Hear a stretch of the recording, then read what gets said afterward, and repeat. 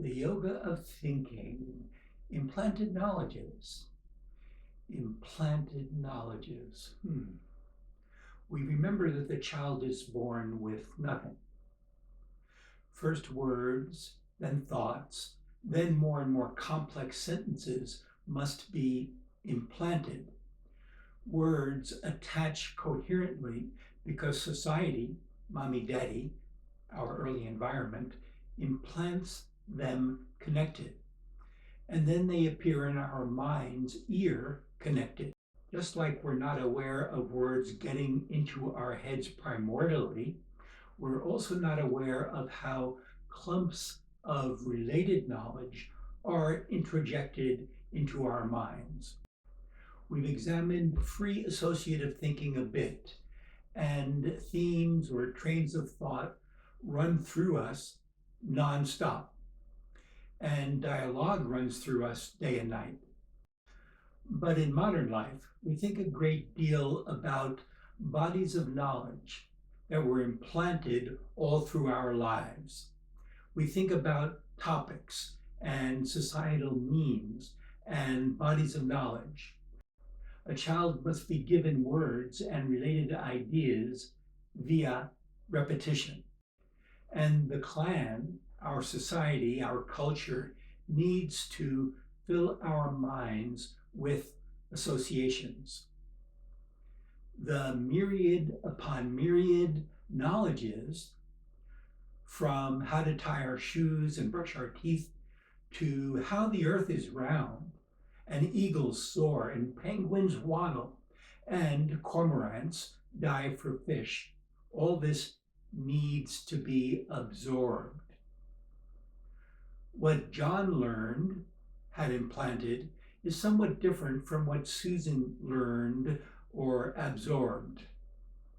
When asked about sports, 1,000 associations will bubble up in John because he's an enthusiast. He and his friends seem to think about nothing else outside of work. Nothing whatever might arise in Mary's mind when questioned about this topic. But Mary studied statistics. She can talk or think about probability related to many areas and issues, and she thinks about these things a lot. Sue knows reams about feminism. She can think forever about many early struggles for equality for women from centuries ago to the present. Albert became one of the most prolific physicists. His mind is crammed full of the most esoteric equations that only 10 people in the world could even begin to word process. To retrieve knowledges means that serial associations bubble up in the mind on cue when associations are needed. In truth, this is an amazing process to pay attention to. If the environment presents a question and the answer appears in my mind, I know this truth. If many related questions about a body of knowledge appear in my mind when questioned, I'm an expert. To know something means the proper word or words materialize in my mind's ear. To be ignorant or to not know something means that the words don't arise in my mind. We will do a simple exercise today to try and feel what this process is and what it means. Sit quietly if you can, by yourself, in a non-stimming environment. Close your eyes and wait for the chatter to abate. Pay attention to each thing I say. Be aware of extraneous, peripheral, non sequitur, and argumentative thoughts that will disallow you from observing your mind. Ready? For 1 minute, perform simple math. Add single-digit numbers one to the other, like 6 plus 5 equals 11. 15 plus 3 equals 18. Any number to any number. Let it rip. Try and pay attention to the process itself, to how a number and another number materialize a third number automatically. Start now.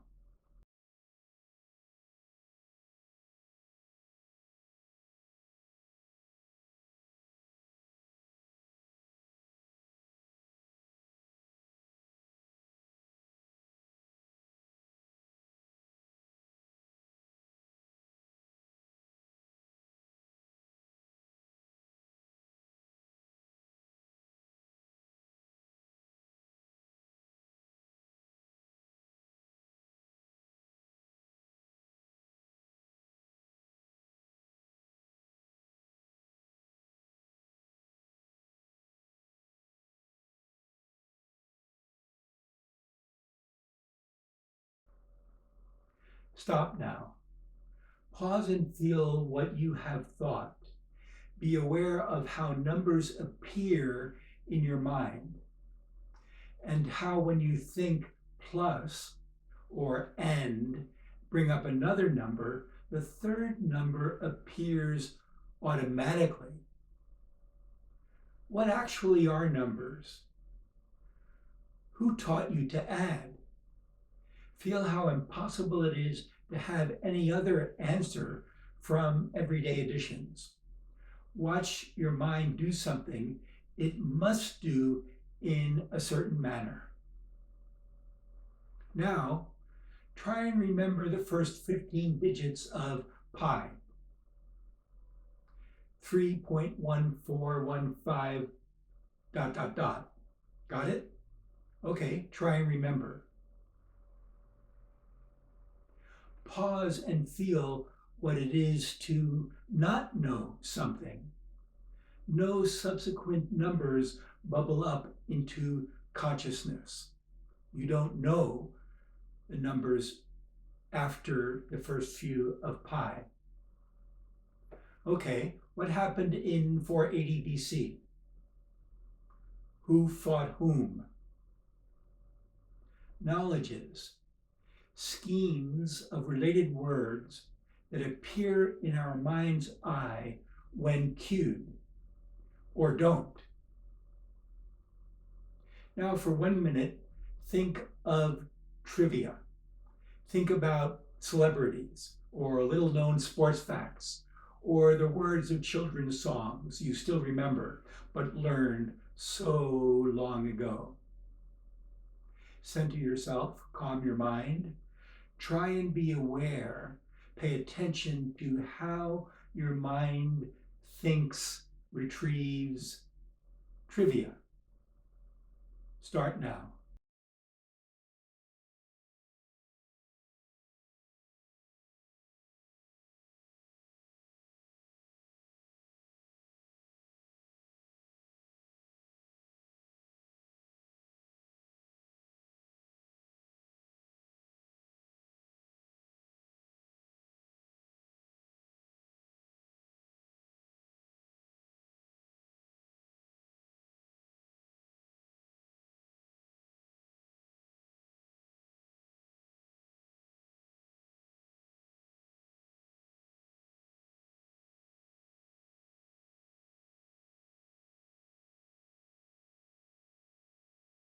Stop now. Did you feel knowledges speaking facts or figures and answers in your head? If you know something and I don't, the answer or association, when triggered, appears in your head, but not in mine.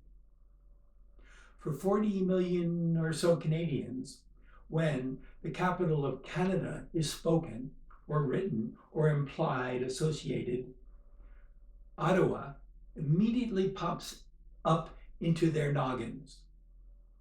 Azerbaijani minds remain empty. Nothing appears in response to this question, no matter how hard or long they think. For physicists, Schrodinger's equation calls forth blackboards full of related equations, while us mortals think of cats or something. Okay, I'm going to teach you something. I'm going to introject some knowledge into your head. It's going to be a nonsense fact, but I want you to learn it, memorize it. I'll repeat it a number of times until I think it should stick in your mind. Let's begin now. The capital of Cheristan is Stemnia. The capital of Cheristan is Stemnia. Do you know the capital of Cheristan? That it's Stemnia? What is the capital of Cheristan? You remember, Stemnia. That's right. The capital of Cheristan is Stemnia. What's the capital of Cheristan? You remember, Stemnia. That's right. Stop now. Before we began, you didn't know something. You didn't know the capital of Cheristan. Now you know.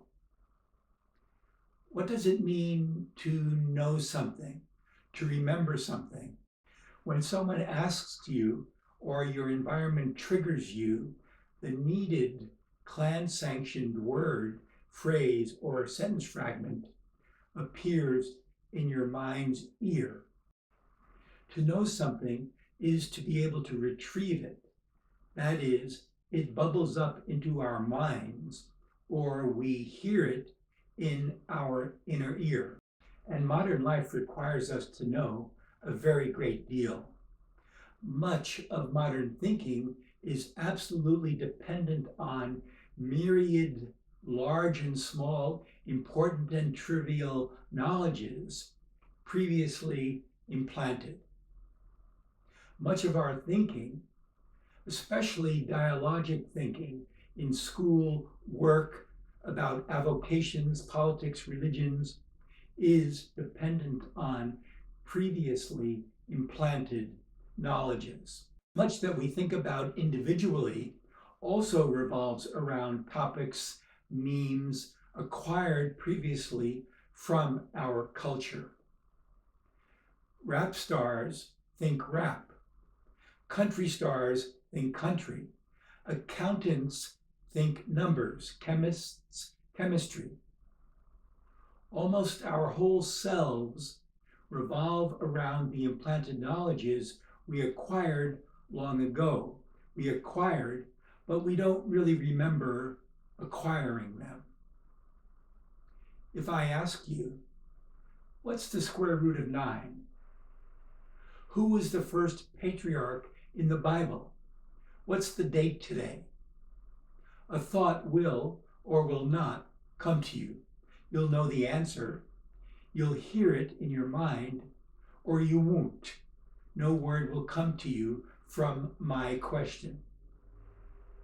You may know a very great deal about electric circuits, Ohm's law, Kirchhoff's law, and the power law, etc. You also have myriad automatisms, techniques you learned, and which also bubble up as you solve circuit diagrams. Procedural knowledge is exceedingly important and also bubbles up as needed. You may not know the first 5 pharaohs of ancient Egypt. When queried, nothing comes to mind. You may know all the words to Taylor Swift's most popular songs. They bubble up constantly. It feels like they're singing themselves in your mind the minute you wake up. Sit quietly by yourself in a non-stimulating environment. Close your eyes and wait for the chatter to abate.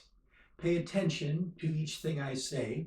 Be aware of extraneous, peripheral, non sequitur, and argumentative thoughts that will disallow you from observing your mind. Remember, You're going to feel what it's like to remember something you already know. Pick an area, a subject that you know well. Anything, any subject, don't judge. Can be academic or practical or about some species of animal. No judgment. Try and be aware of yourself thinking as we practice. This time, only think about the subject that you know. Let a few thoughts about this subject bubble up. See how many thoughts you have related to the thought that first comes to you. Begin now.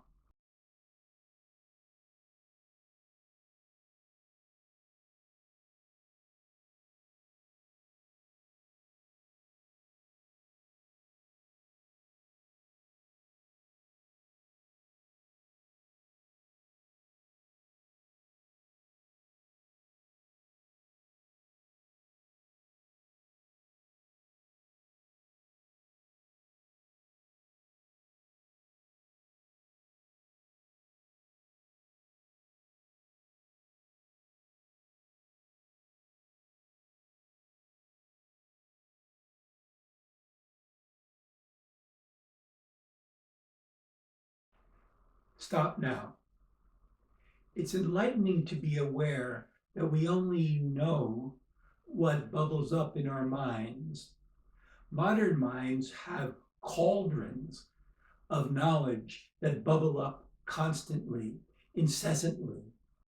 Even 10,000 years ago, humans may have had completely differently structured minds that had very few knowledges of the modern variety implanted. Let's do this again.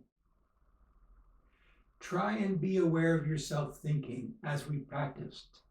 This time, think about another subject you know, a different subject, maybe in a completely different genre, in a different field. Let a few thoughts about this subject bubble up. See how many thoughts related to this new thought subject come to you. Begin now.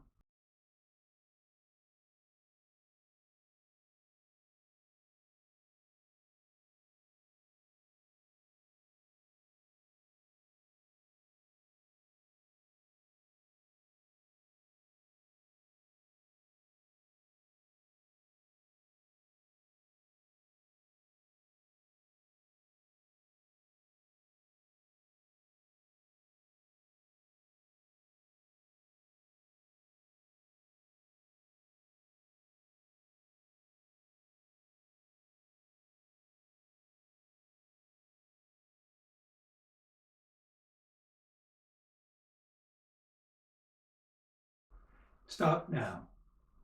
As very small children, we have no words. And then with practice, words are heard by our inner ears.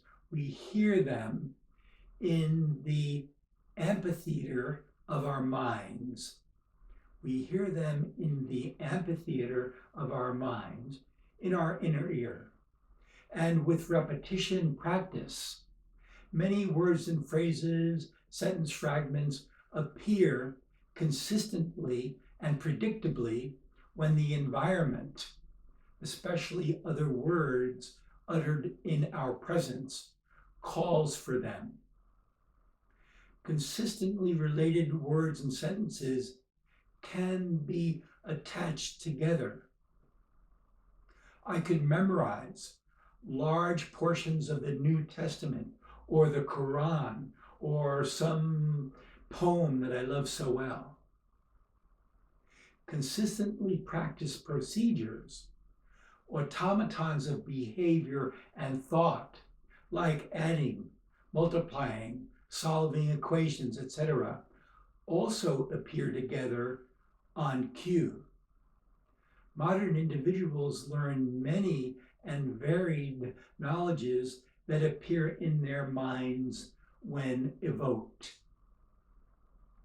Science, literature, historical knowledges, and many, many species of more trivial knowledges fill our minds and constrict or enable our everyday abilities in myriad ways. Try and be aware of yourself thinking as we've practiced. This time, you're going to practice the 3 times table. 3 times 1 is 3. 3 times 2 is 6. 3 times 3 is 9, etc.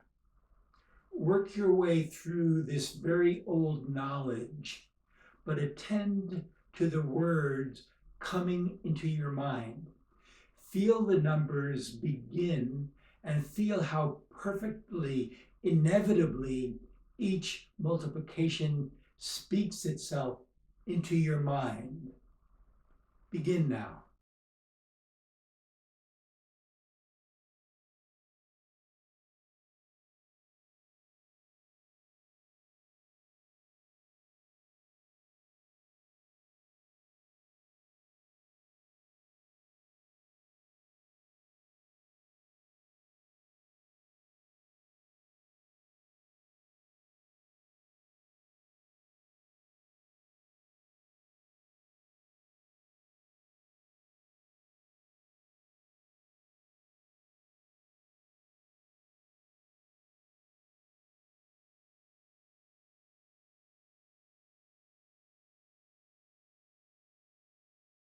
Stop now. Try and be aware of yourself thinking as we practiced. This time, you're going to remember the birthdays of all your family members. Remember your own birth date, first month, day, and year. Then try and remember other birthdays that many people do remember. Sisters and brothers, mom and dad, uncles and aunts. You can go on to friends if you like. Begin now.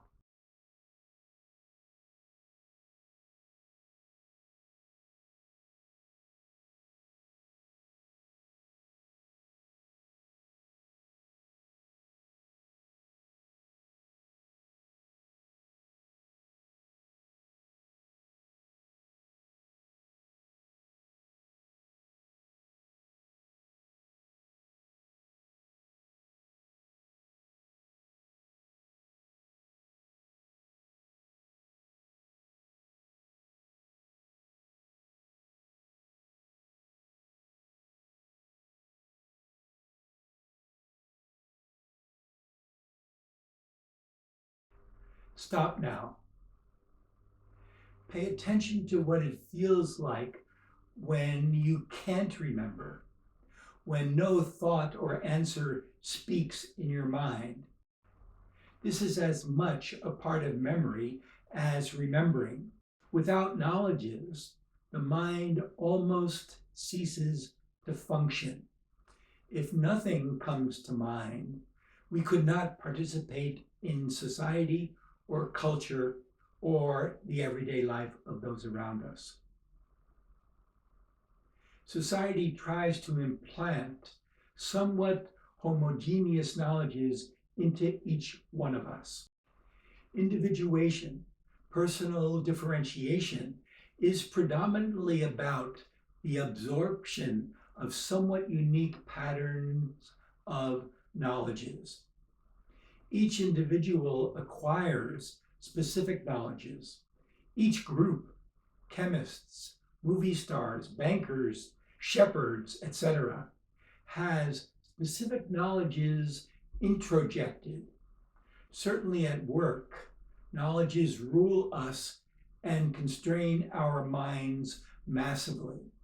In work environments, implanted knowledges are the core of what is word processed all day long.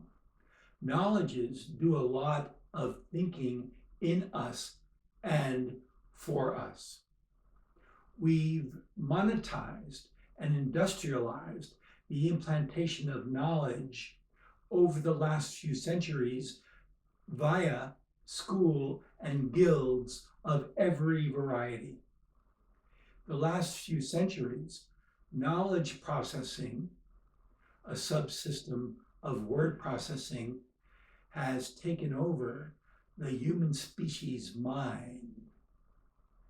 The last few centuries, knowledge processing has taken over the human species' mind.